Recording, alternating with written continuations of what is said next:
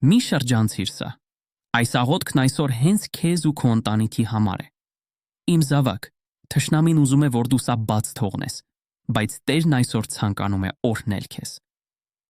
Ողորմած, սիրով լի Հայր,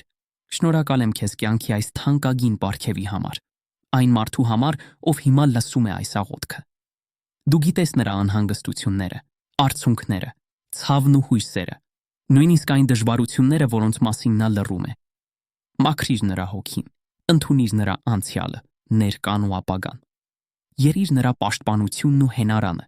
ծածկիր նրան ամեն չարից, տեսանելի ու անտեսանելի։ Ցրիր խավարը, հեռացրու վախը, խաղաղեցրու նրա սիրտը,